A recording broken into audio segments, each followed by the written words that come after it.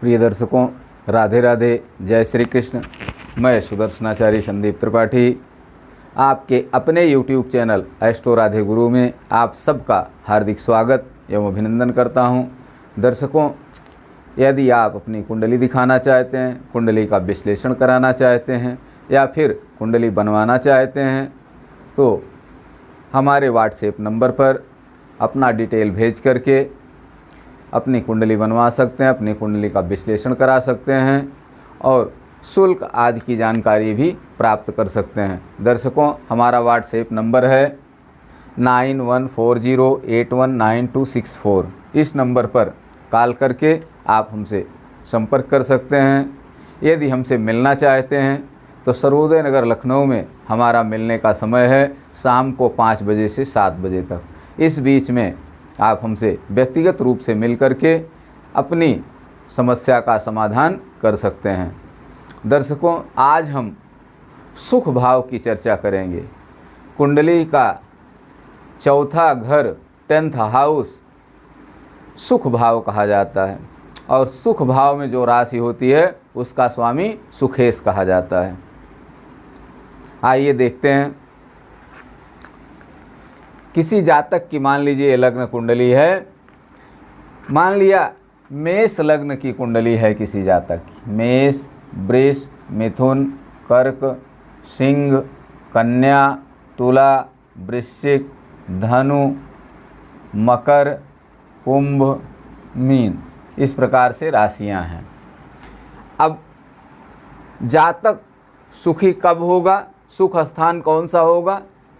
तन, धन, सहज, सुख। चौथा स्थान कौन सा है? सुख स्थान है।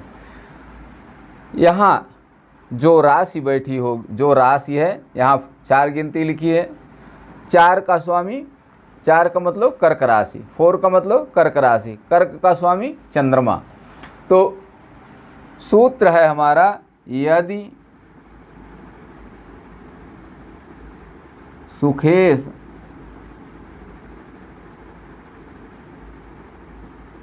सुख स्थान पर हो,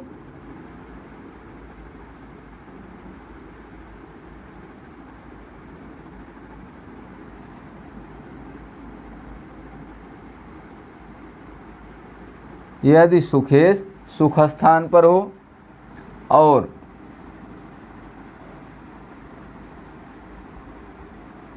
उस पर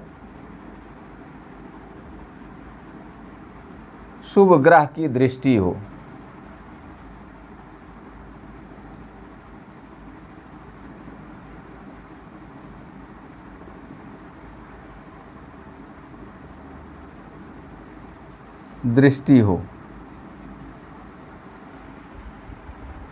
तो जातक हर प्रकार से सुखी होता है। यदि सुखेश सुख स्थान पर हो या लग्नेश सुख स्थान पर हो और शुभ ग्रह से दृष्ट हो। पहला सूत्र है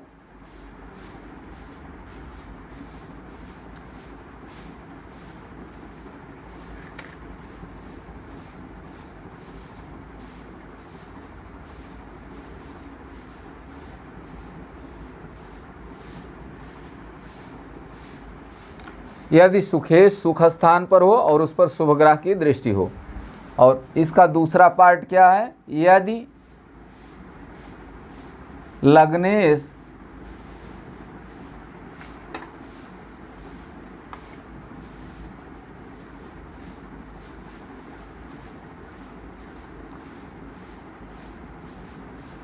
सुख स्थान पर हो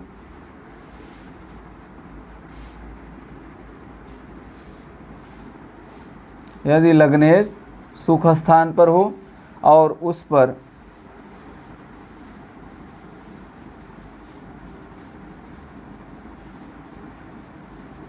शुभ ग्रह की दृष्टि हो।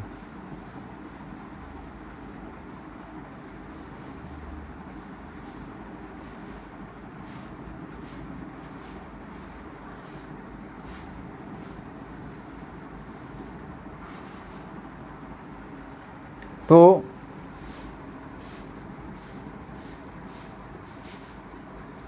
जातक हर प्रकार से सुखी होता है। गृह संबंधी, तो जातक गृह संबंधी चीज़ों से सुखी होता है।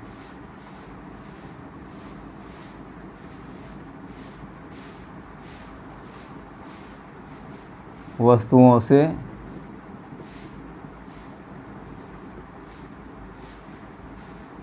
सुखी होता है।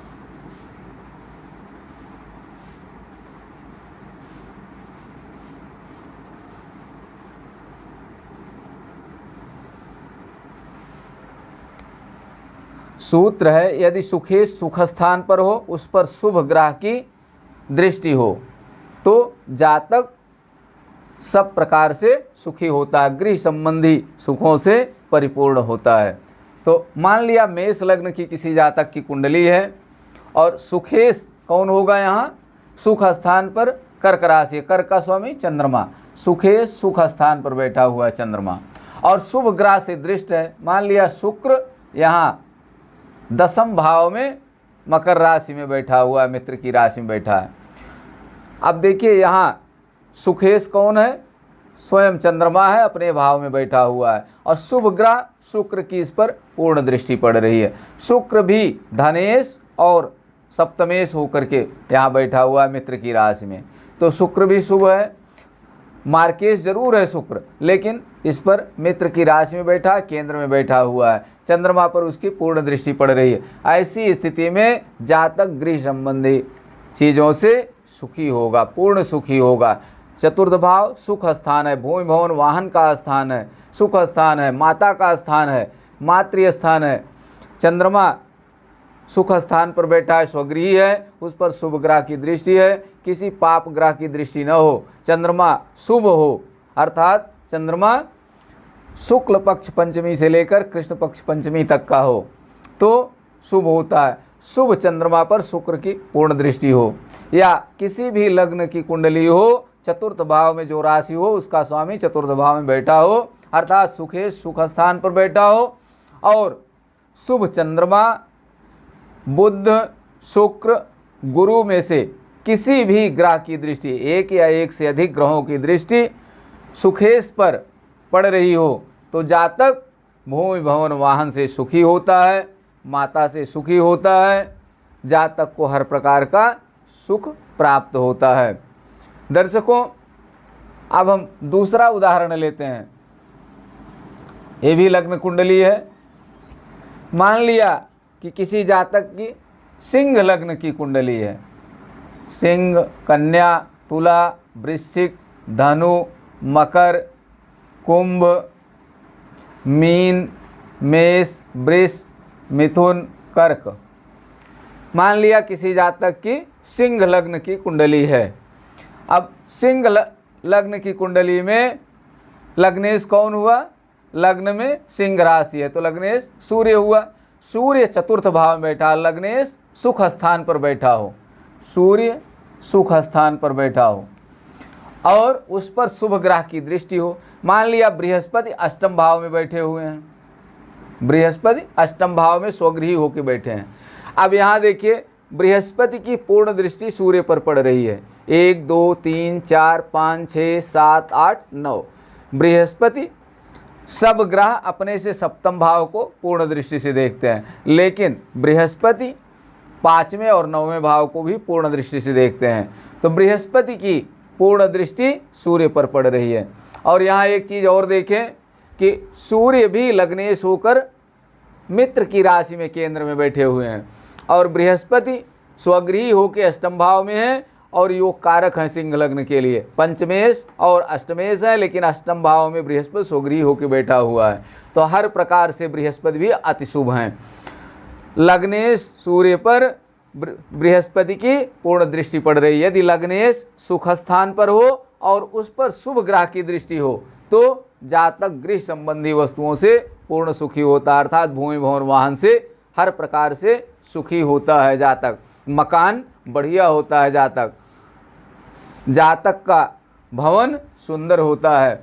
दर्शकों, अब एक हम उदाहरण लेते हैं जिसमें लग्नेश और चतुर्थेश दोनों सूर्य है, लग्नेश और चतुर्थेश दोनों एक ही ग्रह है। आप जानते हैं कि मंगल से लेकर शनि तक की 2 राशियां हैं जैसे बृहस्पति की 2 राशि है, धनु और मीन। तो मान लिया कि लग्न में कौन सी राशि है, मान लिया यहाँ धनु लग्न की कुंडली है। धनु, मकर, कुंभ, मीन, मेष, वृष, मिथुन, कर्क, सिंह, कन्या, तुला, वृश्चिक, इस प्रकार से राशियां हैं। धनु लग्न की कुंडली है। अब ये जो सूत्र हमारा है, यदि सुखेश या लग्नेश सुख स्थान पर हो, चाहे सुखेश सुख स्थान पर हो, चाहे लग्नेश सुख स्थान पर हो, और उस पर शुभ ग्रह की दृष्टि हो, तो जातक भूमि भवन वाहन से सुखी होता है, मातृ सुख से सुखी होता है, भवन आदि का सुख उसे प्राप्त होता है। तो दर्शकों, यहाँ देखिए लग्नेश भी है और चतुर्थेश भी है बृहस्पति। यहाँ पर बृहस्पति लग्नेश और चतुर्थेश होकर चतुर्थ भाव में बैठे हैं, और इन पर शुभ ग्रह बुध की मान लिया पूर्ण दृष्टि पड़ रही है। बुध यहाँ 10वें भाव में बैठे हुए हैं, बुध की पूर्ण दृष्टि पड़ रही है। शर्त यह है बुध अस्त न हो। यहाँ बुध उच्च का होकर के बैठे हैं 10वें भाव में, इनकी पूर्ण दृष्टि गुरु पर पड़ रही है, बृहस्पति पर पड़ रही है। बृहस्पति लग्नेश और सुखेश दोनों हैं। हमारा सूत्र क्या है, यदि सुखेश सुख स्थान पर हो या लग्नेश सुख स्थान पर हो, उस पर शुभ ग्रह की दृष्टि हो। तो यहाँ देखिए लग्नेश और सुखेश दोनों गुरु है, इस पर शुभ ग्रह बुध की दृष्टि पड़ रही है। जिस भी जातक की कुंडली में इस प्रकार का योग होगा, अगर लग्नेश या सुखेश पर शुभ ग्रह की दृष्टि पड़ रही है, पाप ग्रहों की दृष्टि और युति नहीं है, तो जातक भूमि भवन वाहन से सुखी होगा, धन धान्य से परिपूर्ण होगा। ऐसे जातक को मातृ सुख मिलेगा, उसका भवन बहुत सुंदर होगा, 1 से अधिक मकान होंगे। दर्शकों, सुख और समृद्धि बड़े भाग्य से मिलती है। सुखी होना और धन धान्य होना दोनों में अंतर है। बहुत लोग बहुत धनवान होते हैं लेकिन सुखी नहीं होते हैं। धन धान्य बहुत कुछ है, धन का अंबार लगा हुआ है, लेकिन शरीर में इतने रोग हैं कुछ खा ही नहीं सकते। तो दर्शकों, सुखी होना और धन होना दोनों में अंतर है। धन जरूरी नहीं जो धनवान है सुखी हो, लेकिन जो सुखी है वो धनवान भले ही धन कम हो लेकिन सुखी है तो उसका जीवन सबसे सुंदर है। दर्शकों, सुख के और भी सूत्र हैं जिनकी चर्चा हम अगले वीडियो में आपसे करेंगे। वीडियो बहुत लंबा हो जाता है, आप सब पूरा वीडियो देखते नहीं, इसलिए एक वीडियो में सब कुछ देना आप कंफ्यूज भी होंगे। तो हम समझते हैं कि आज यहीं तक, अगले वीडियो में फिर हम आपसे मिलेंगे। यदि अभी तक हमारे चैनल को आपने सब्सक्राइब नहीं किया है तो प्लीज़ चैनल को सब्सक्राइब करें, लाइक करें, शेयर करें, ताकि अधिक से अधिक लोगों को इसका लाभ प्राप्त हो। आप सबको राधे राधे, जय श्री कृष्ण।